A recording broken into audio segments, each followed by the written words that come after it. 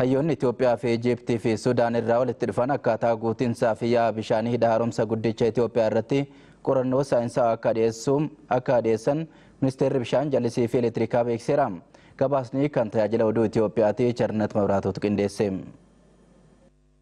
qajeelfama hooggantoonni biyyoota Itoophiyaa, Ijiptii fi Sudaan kennan bu'uureffachuun ministeeronni dhimma bishaanii, dhimma alaa fi nageenyaa koree teeknikaa biyyaalessaan deeggaramuun marii hidha haaromsa guddicha Itoophiyaa irratti taasisaa turan waliigaltee adda addaa irra gahuun xumuramuun isaanii yaadatama. Ministeerri ministeera bishaan jallisii fi elektirikaa Dr. Injiinar Silashii Baqalee ibsa kennaniin biyyoonni sadan waliigaltee isaan irra gahan giddu seentummaa qaama bilisaan ala ofii isaaniif fala barbaaduuf bu'uura kan kaa'e ta'uu himan. Qorannoon dhaabbilee gorsitootaa yeroo dheeraa fudhachuu waan danda'uuf akkaataa guutiinsa bishaanii yaa'aa fi dhiibbaa inni geessisu qorattoota biyyoota sadaniin qoratamuu qaba yaada jedhu Itoophiyaan dhiyeessuun isheen yaadatama. Haa ta'uutii waliigaltee kanarrattis yaadni kun fudhatama argachuu himaniiru. Hayyoonni shan biyyoota sadan irraa walitti dhufan qorannoo waliinii erga qorataniin booda yaadni mo'ataan kan fudhatamu ta'us dubbataniiru. አስፈላጊ ሲሆን ደግሞ የተለያዩ ሲናሪዮችን አይተው አማራጭ ሀሳቦችን አይተው barbaachisaa yoo ta'e immoo yaadota filannoo ta'an ilaallee hidhi lagichaa yeroo guutu seerota kaa'uudha. Itoophiyaan abbaa hidhichaa waan taateef ofii isheef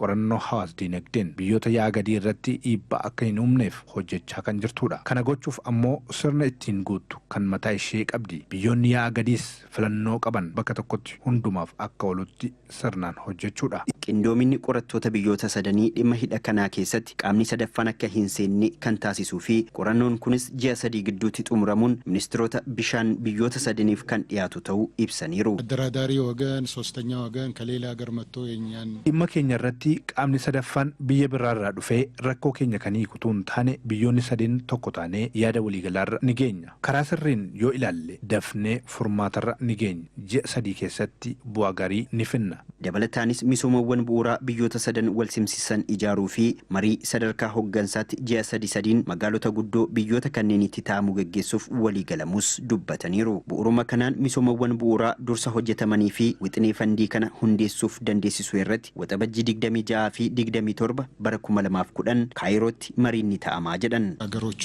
በየሴክተር መስሪያ ቤቶቻቸው biyyoonni akkaataa seektaroota mana hojii isaaniitiin bu'uuraalee misoomaa barbaachisoon kan fa'a akka ta'an adda baasuun akkasumas biyyoonni sadeen sanada fandii qopheessuun adda baasuuf waxabajjii 3 hanga 4tti kaayirootti walitti dhufnee kan dubbannu ta'a. Kanaan dura gaaffii dhaabbilee gorsitootaatiif deebiin kennamaa akka hin turre ibsuun amma garuu yaada ka'umsaa fi gaaffii gorsitootaa fi biyyoonni kunneen dhiyeessanii akkaataa gara fuula duraatti tarkaanfachiisuun danda'amu irratti waliigalteerra gahamuu himaniiru. Raawwii dhaabbileen gorsitootaa dhiyeessan bu'uureffachuun yaadaa fi gaaffii biyyoonni sadan dhiyeessaniif gorsitoonni deebii akka kennaniif xalayaa waliinii qopheessuun kan kennamu ta'us ibsaniiru. Waliigalteen kun faayidaa biyyoota sadanii kan mirkaneesse ta'uu himuun ijaarsi hidha haaromsa guddicha Itoophiyaa rakkoo tokko malee itti fufuus dubbataniiru.